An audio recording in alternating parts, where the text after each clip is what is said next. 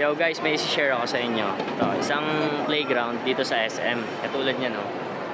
Playground na free lang siya. So, pag pumunta kayo sa mga SM stores, SM malls, meron silang ganito. So, ang gagawin nyo lang is magda-download lang kayo ng SM malls online. Tapos, pwede na kayong pumasok dito. Isa sa gagawin nyo lang dyan para makapasok is download the SM malls online. Tapos, i-redeem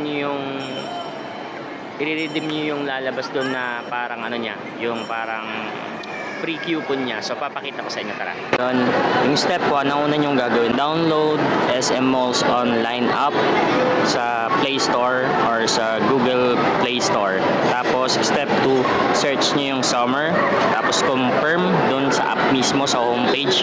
Tapos, swipe nyo yung redeem or swipe to redeem your event pass. So, 5 event pass yan. Tapos, step 4, show your event pass at the registration booth on the day of the event. So, dyan maraming mga mommies na pumapasok or nagre-registered para makalaro yung mga anak nila. Tulad niyan. So, free lang yan.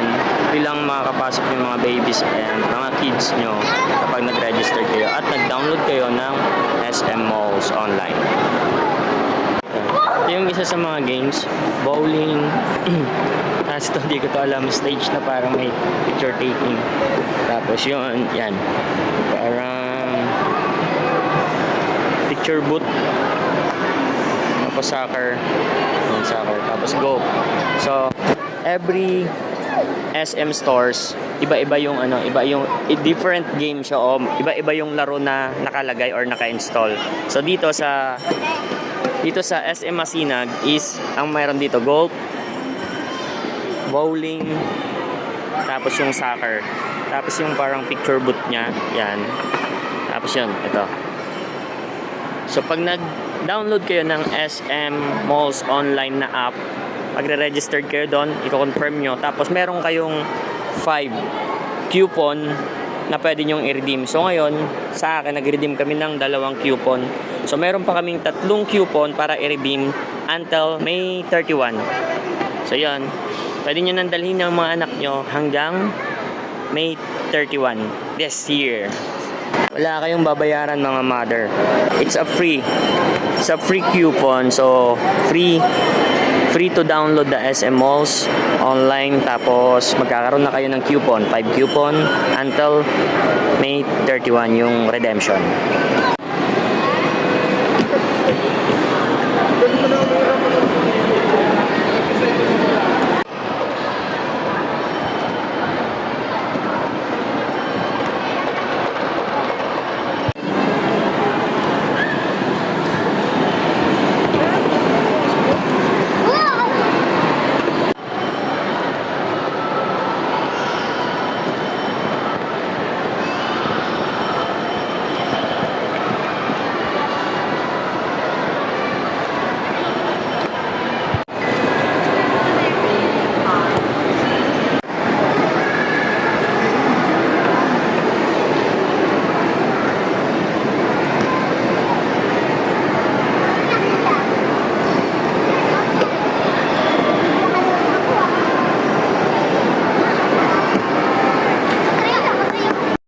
Ganda dito. Ayan.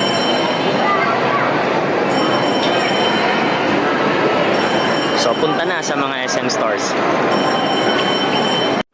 So, ito nilagay ko na dito yung step by step kung paano yung gagawin para sa download and registration and kung ano yung mga itatype like summer at kung ano yung isa-swipe na coupon at kung ano yung ipe-present sa entrance at sa mga staff or personnel na nakabantay sa entrance. Pwede nyo ring i-scan yung QR code na nasa right side. Hindi na kayo magta-type at automatic na yung link papasok na at i-click nyo na lang para mag-automatic download siya at mapupunta na agad kayo sa App Store.